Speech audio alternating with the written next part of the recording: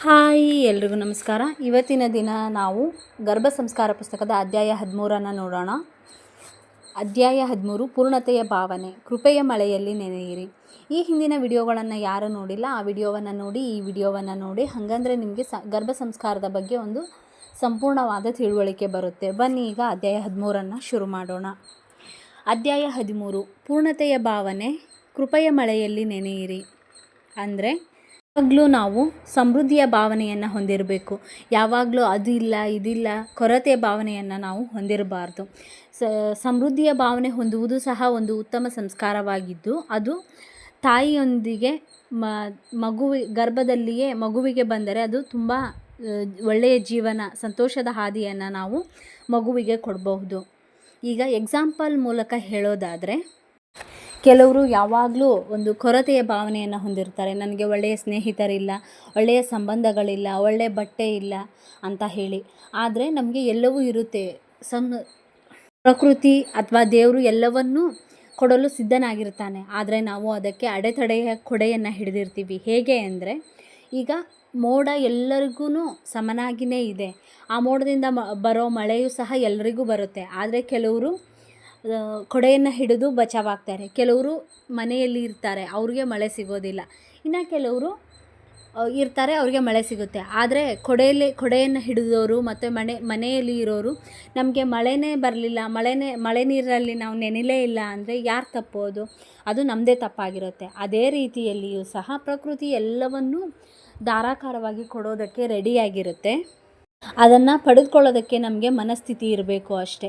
ಆದರೆ ಹೆಚ್ಚಿನ ಜನರಿಗೆ ಪೂರ್ಣತೆ ಭಾವನೆಯನ್ನು ಹೊಂದಿರೋದಿಲ್ಲ ಮತ್ತು ಸಮೃದ್ಧಿಯ ಭಾವನೆಯನ್ನು ಹೊಂದಿರಲ್ಲ. ಯಾವಾಗಲೂ ಅವರು ಕೊರತೆಯ ಭಾವನೆಯನ್ನೇ ಹೊಂದಿರ್ತಾರೆ. ಇಂತಹ ತಪ್ಪು ನಂಬಿಕೆಗಳಿಂದ ಅವರಿಗೆ ಆಶೀರ್ವಾದ ಮತ್ತು ಸಮೃದ್ಧಿಯ ಮಳೆ ಅವರಿಗೆ ತಲುಪೋದೇ ಇಲ್ಲ. ಯಾವಾಗಲೂ ಅವರು ಹಣದ ಕೊರತೆ ಇದೆ, ನಮಗೆ ಸ್ವಲ್ಪ ಖರ್ಚು ಮಾಡಿದರೂ ದುಡ್ಡು ಹೋಯಿತು, ನನ್ನ ಹತ್ರ ಹಣ ನಿಲ್ಲಲ್ಲ, ಈ ಥರ ನೆಗೆಟಿವ್ ಥಾಟ್ಸಿಂದಾನೇ ಅವರು ಸಮೃದ್ಧಿಯ ಭಾವನೆ, ಸಮೃದ್ಧಿಯ ಆಶೀರ್ವಾದವು ಅವ್ರ ಹತ್ತಿರ ಬರೋದಕ್ಕೇ ಅವರೇ ಬಿಡ್ತಾ ಇರಲ್ಲ. ಈ ರೀತಿಯಿಂದನೂ ಅವರು ಪ್ರಾಬ್ಲಮನ್ನು ಅನುಭವಿಸ್ತಾ ಇರ್ತಾರೆ. ನಂಬಿಕೆ ಇರಬೇಕು. ನಮಗೆ ನಮ್ಮ ಭವಿಷ್ಯದ ಮಗುವಿಗೆ ಪ್ರೀತಿ, ಆರೋಗ್ಯ, ಶಾಂತಿ, ಹಣ, ಉತ್ತಮ ಸಂಬಂಧಗಳು ಎಲ್ಲವೂ ಹೇರಳವಾಗಿದೆ, ಅದನ್ನು ನಾವು ಪಡೆದುಕೊಳ್ಬೇಕು ಅನ್ನೋ ಸಕಾರಾತ್ಮಕ ಯೋಚನೆ ತಾಯಿಯಲ್ಲಿರಬೇಕು. ತಾಯಿ ಅಷ್ಟೇ ಅಲ್ಲ, ಎಲ್ಲ ಮನುಷ್ಯರಲ್ಲಿಯೂ ಇರಬೇಕು. ಇದು ಜೀವನದ ಪಾಠವಾಗಿರುತ್ತೆ. ಆ ರೀತಿ ನಾವು ತಿಳ್ಕೊಂಡಿದ್ದೇ ಆದರೆ ಎಲ್ಲವೂ ನಮಗೆ ಹೇರಳವಾಗಿ ಸಿಗುತ್ತೆ. ಮೇನ್ ನಮ್ಮ ಥಾಟಲ್ಲಿರುತ್ತೆ ಅದು. ಈಗ ಕೆಲವು ಜನರು ಹೇಗೆ ಅಂದ್ಕೊಂಡಿರ್ತಾರೆ ಅಂದರೆ, ಸ್ವಂತ ಜನರು ನಮ್ಮನ್ನು ಪ್ರೀತಿಸೋದಿಲ್ಲ, ಸಂಬಂಧಗಳು ನಮ್ಮನ್ನು ಹಚ್ಕೊಳ್ಳೋದಿಲ್ಲ, ಪ್ರೀತಿಸೋದಿಲ್ಲ, ಕಾಳಜಿ ವಹಿಸೋದಿಲ್ಲ, ಈ ಥರ ನಕಾರಾತ್ಮಕ ಆಲೋಚನೆಗಳಿಂದಾನೇ ಕೂಡಿರುತ್ತಾರೆ. ಈ ರೀತಿಯ ಆಲೋಚನೆಗಳನ್ನೇ ಅವರು ಹೊಂದಿರ್ತಾರೆ. ಅವರಿಗೆ ಹೇಗೆ ಪ್ರೀತಿ ಮತ್ತು ಗೌರವ ಸಿಗೋದಕ್ಕೆ ಸಾಧ್ಯ? ಅವರ ಹತ್ತಿರಕ್ಕೆ ಹೋಗೋದಕ್ಕೆ ಹೇಗೆ ಸಾಧ್ಯ? ಈ ಥರದ ಅಡೆತಡೆಗಳ ಕೊಡೆಯನ್ನು ಹೊಂದಿರೋದ್ರಿಂದ. ಅದಕ್ಕೆ ಯಾವಾಗಲೂ ಪಾಸಿಟಿವ್ ಥಾಟ್ಸನ್ನು ಹೊಂದಿರಬೇಕು. ಸ್ವಯಂ ಅವರೇ ಅಂತಹ ಒಳ್ಳೆಯ ಜನರನ್ನು ಋಣಾತ್ಮಕ ಚಿಂತನೆಯಿಂದ ಹಿಡಿದಿಡ್ತಾ ಇರ್ತಾರೆ. ಅದನ್ನು ಬಿಟ್ಟು ಪಾಸಿಟಿವ್ ಥಾಟ್ಸಿಂದ ನಾವು ಎಲ್ಲರನ್ನ ನೋಡೋದಕ್ಕೆ ಶುರು ಮಾಡಿದರೆ ಎಲ್ಲರೂ ನಮ್ಮ ಆಲೋಚನೆಗಳಿಗೆ, ಭಾವನೆಗಳಿಗೆ ಸರಿ ಹೊಂದೋ ಅಂಥವರೇ ನಮಗೆ ಆಕರ್ಷಣೆ ಆಗ್ತಾರೆ. ಪ್ರಕೃತಿ ಯಾವಾಗಲೂ ನಮಗೆ ಬೇಕಾದಂಥ ವಸ್ತುಗಳನ್ನು ನೀಡಲು ಯಾವಾಗಲೂ ಸಿದ್ಧವಾಗಿರುತ್ತೆ. ನಾವು ಸಂಬಂಧಗಳಲ್ಲಿ ಸಾಮರಸ್ಯ, ಪ್ರೀತಿ, ಆರೋಗ್ಯ, ಶಾಂತಿ, ಸಮೃದ್ಧಿ ಹೇರಳವಾಗಿ ನಮಗೆ ಸಿಗಲಿ ಅಂತ ಹೇಳಿ ಪಾಸಿಟಿವ್ ಥಾಟ್ಸನ್ನು ಹೊಂದಿರಬೇಕು. ಸಂಬಂಧಗಳಲ್ಲೇ ಆಗಲಿ, ಫ್ರೆಂಡ್ಸ್ ವಿಷಯಕ್ಕೆ ಆಗಲಿ, ಯಾವುದೇ ವಿಷಯಕ್ಕೆ ಆಗಲಿ ನಾವು ಪಾಸಿಟಿವ್, ಸಕಾರಾತ್ಮಕವಾಗಿ ಥಿಂಕ್ ಮಾಡಿದ್ದೇ ಆದರೆ ನಮಗೆ ಎಲ್ಲವೂ ಹೇರಳವಾಗಿ ಸಿಗುತ್ತೆ.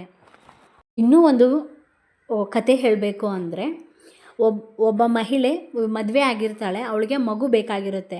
ಆದರೆ ಆ ಮಗು ಹುಟ್ಟಿದ ಮೇಲೆ ನಮಗೆ ಚೆನ್ನಾಗಿ ನೋಡ್ಕೊಳ್ಳೋಕ್ಕಾಗುತ್ತೋ ಇಲ್ವೋ, ನಾವು ಹೇಗೆ ನೋಡ್ಕೋತೀವೋ ಏನೋ, ಆ ಮಗುವಿಗೆ ನಾವು ಎಲ್ಲ ಸಂಪನ್ಮೂಲಗಳನ್ನು ನೀಡ್ತೀವೋ ಇಲ್ವೋ, ಈ ರೀತಿಯ ಥಾಟ್ಸಿಂದಾಗಿ ಅವಳಿಗೆ ಮಕ್ಕಳೇ ಆಗಿರೋದಿಲ್ಲ.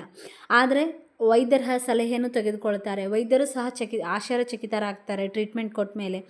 ಯಾಕೆ ಎಲ್ಲವೂ ಕರೆಕ್ಟಾಗಿದ್ರೂ ಮಕ್ಕಳಾಗ್ತಿಲ್ವಲ್ಲ ಅಂತ. ವೈದ್ಯರಿಗೂ ಸಹ ಇವರ ರೋಗವನ್ನು ಪತ್ತೆ ಹಚ್ಚಲಿಕ್ಕೆ ಆಗೋದಿಲ್ಲ. ವೈದ್ಯಕೀಯ ವಿಜ್ಞಾನ ದೇಹದ ಕೊರತೆಯನ್ನು ಮಾತ್ರ ಪತ್ತೆ ಮಾಡುತ್ತೆ. ಹಾಗಾಗಿ ಅವರಿಗೂ ಸಹ ಗೊತ್ತಾಗೋದಿಲ್ಲ. ಕೊರತೆ ಏನಿತ್ತು ಅಂದರೆ ಆ ಮಹಿಳೆಯ ತಪ್ಪು ಆಲೋಚನೆ ಆಗಿರುತ್ತದೆ, ಮಾನಸಿಕ ನಿರ್ಬಂಧ ಆಗಿರುತ್ತದೆ. ಏನು ಅಂದರೆ ಆ ಮಗುವಿಗೆ ನಾವು ಎಲ್ಲ ಸಂಪನ್ಮೂಲಗಳನ್ನು ಕೊಡ್ತೀವೋ ಇಲ್ವೋ, ಚೆನ್ನಾಗಿ ನೋಡ್ಕೊಳ್ತೀವೋ ಇಲ್ವೋ, ಈ ರೀತಿ ಯೋಚಿಸ್ತಾನೇ ಇರೋದ್ರಿಂದನೂ ಸಹ ಅವಳಿಗೆ ಮಗು ಆಗೋದಿಲ್ಲ. ಆ ಮಗು ಹುಟ್ಟಿದ ಮೇಲೆ ನಮಗೆ ಖರ್ಚು ಹೆಚ್ಚಾಗುತ್ತೆ, ನಾವು ಹೇಗೆ ನೋಡ್ಕೋತೀವೋ ಏನೋ, ಇದೇ ರೀತಿಯಾದಂಥ ಯೋಚನೆಗಳಿಂದ ಅವಳಿಗೆ ಮಗು ಆಗೋದಿಲ್ಲ. ಅವಳಿಗೆ ನಾವೇನಾದರೂ ಈ ಮಗು ಆಗದೇ ಇರೋದಕ್ಕೆ ಕಾರಣ ನೀನೇ, ನಿನ್ನ ಭಾವನೆಗಳೆಂದರೆ ಅವಳು ಒಪ್ಕೊಳ್ಳೋದು ಇಲ್ಲ. ಹಾಗಾಗಿ ನಮ್ಮ ಭಾವನೆಗಳು ಎಷ್ಟು ನಮ್ಮ ದೇಹದ ಮೇಲೆ ಎಫೆಕ್ಟ್ ಆಗುತ್ತೆ ಅಂದರೆ, ನಮ್ಮ ಭಾವನೆಗಳು ನಮ್ಮ ದೇಹದ ಮೇಲೆ ಅದೃಶ್ಯವಾಗಿ ಕಾರ್ಯನಿರ್ವಹಿಸೋದ್ರಿಂದ ನಮ್ಮ ಅರಿವಿಗೆ ಅದು ಬರೋದಿಲ್ಲ. ಹಾಗಾಗಿ ಆ ವಿವಾಹಿತ ಮಹಿಳೆಯೂ ಸಹ ಅದನ್ನು ಒಪ್ಕೊಳ್ಳೋದಿಲ್ಲ. ಆದರೆ ಇದೇ ಪ್ರಕೃತಿ ನಿಯಮ. ಹಾಗಾಗಿ ನಾವು ನಮ್ಮ ಭಾವನೆಗಳನ್ನು ಬದಲಾಯಿಸೋದ್ರಿಂದ ನಮ್ಮ ಶಕ್ತಿಯೂ ಸಹ ಬದಲಾಗುತ್ತೆ. ರಿಸೀವರ್ ನಾವು ಪ್ರಕೃತಿ ಏನು ಕೊಡುತ್ತೋ ಅದನ್ನು ರಿಸೀವ್ ಮಾಡ್ಕೊಳ್ಳೋ ಮನಸ್ಥಿತಿ ಹೊಂದಿದರೆ ನಮಗೆ ಪಡೆದುಕೊಳ್ಳೋರಾಗ್ತೀವಿ ನಾವು. ಇಲ್ಲವಂದರೆ ಎಲ್ಲವನ್ನೂ ಸುಲಭವಾಗಿ ನಾವು ಕಳೆದುಕೊಳ್ತಾ ಹೋಗ್ತೀವಿ. ಹಾಗಾಗಿ ನಾವು ಸಮೃದ್ಧಿ ಗೋಚರಿಸದಿದ್ದರೆ ನಿಮ್ಮ ಭಾವನೆಗಳನ್ನು ಪರೀಕ್ಷಿಸಿಕೊಳ್ಳಿ. ನಮ್ಮ ಭಾವನೆಗಳು ಅಂದರೆ ನಮಗೆ ಯಾವುದೇ ರೀತಿಯ ಕೊರತೆ ಉಂಟಾದಲ್ಲಿ ನಮ್ಮ ಭಾವನೆಗಳು ಹೇಗಿದೆ ಮೊದಲು ಅನ್ನೋದನ್ನು ನಾವು ಪರೀಕ್ಷಿಸಿಕೊಳ್ಬೇಕು. ಅದು ಒಂದು ವೇಳೆ ನೆಗೆಟಿವ್ ಆಗಿದ್ದರೆ ನಮ್ಮ ಭಾವನೆಗಳು ಅದನ್ನು ಪಾಸಿಟಿವ್ ಆಗಿ ಬದಲಾಯಿಸ್ಕೊಳ್ಬೇಕು. ಆಗ ನಮಗೆ ಎಲ್ಲವೂ ಸಮೃದ್ಧಿಯಾಗಿ ಹೇರಳವಾಗಿ ಸಿಗೋದಕ್ಕೆ ಶುರು ಆಗುತ್ತೆ. ಅದೇ ರೀತಿ ಪ್ರೆಗ್ನೆಂಟ್ ಆಗಿರೋ ವುಮನ್ ಕೂಡ ಇದೇ ಭಾವನೆಯನ್ನು ಹೊಂದಿದ್ದೇ ಆದರೆ, ಅಂದರೆ ಪಾಸಿಟಿವ್ ಥಾಟ್ಸನ್ನು ಹೊಂದಿದ್ದೇ ಆದರೆ, ಸಮೃದ್ಧಿ ಭಾವನೆಯನ್ನು ಹೊಂದಿದ್ದೇ ಆದರೆ, ಅದು ಮಗುವಿಗೂ ಸಹ ಅದೇ ಭಾವನೆ ವರ್ಗಾವಣೆಯಾಗುತ್ತದೆ. ಹಾಗಾಗಿ ಸಮೃದ್ಧಿ ಭಾವನೆಯನ್ನು ಹೊಂದಬೇಕು. Thanks for watching. ಇಲ್ಲಿಗೆ ಅಧ್ಯಾಯ 13 ಮುಕ್ತಾಯವಾಯಿತು. ಮುಂದಿನ ವಿಡಿಯೋದಲ್ಲಿ ಅಧ್ಯಾಯ 14 ನೋಡೋಣ. Thank you.